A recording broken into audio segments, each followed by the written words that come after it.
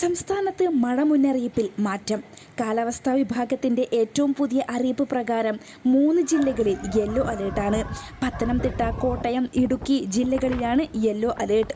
ഒറ്റപ്പെട്ട ശക്തമായ മഴയ്ക്കുള്ള സാധ്യതയാണ് പ്രവചിക്കപ്പെട്ടിരിക്കുന്നത്.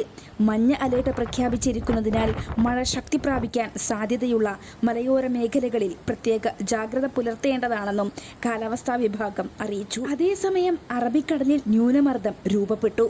തെക്ക് കിഴക്കൻ അറബിക്കടലിനും ലക്ഷദ്വീപിനും മുകളിലായി സ്ഥിതി ചെയ്തിരുന്ന ചക്രവാത ചുഴി ശക്തി പ്രാപിച്ചാണ് ന്യൂനമർദ്ദമായി മാറിയത്. അടുത്ത 24 മണിക്കൂറിൽ വടക്ക് പടിഞ്ഞാറ് ദിശയിലേക്ക് സഞ്ചരിച്ച് ശക്തി കൂടിയ ന്യൂനമർദ്ദമാവുകയും തുടർന്ന് ഒക്ടോബർ 21 വീണ്ടും ശക്തി പ്രാപിച്ച് മധ്യ അറബിക്കടലിൽ തീവ്ര ന്യൂനമർദ്ദമായി മാറാൻ സാധ്യതയെന്ന് കേന്ദ്ര കാലാവസ്ഥാ വകുപ്പ് അറിയിച്ചു. ഇതുകൂടാതെ തെക്ക് കിഴക്കൻ ബംഗാൾ ഉൾക്കടലിനും ആൻഡമാൻ കടലിനും മുകളിലായി ചക്രവാത ചുഴി സ്ഥിതി ചെയ്യുന്നു.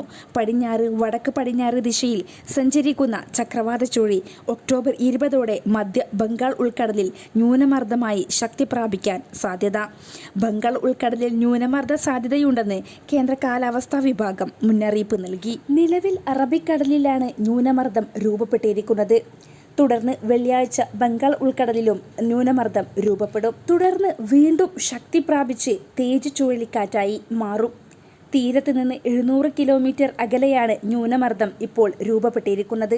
തേജ് ചുഴലിക്കാറ്റ് രൂപപ്പെട്ടാൽ അത് ദുർബലമായ ശേഷം ഒമാനിലോ യമൻ തീരത്തോ കരകയറിയേക്കാം. കൂടുതൽ കാലാവസ്ഥ അറിയിപ്പുകൾക്കും വാർത്തകൾക്കുമായി ചാനൽ സബ്സ്ക്രൈബ് ചെയ്യുക.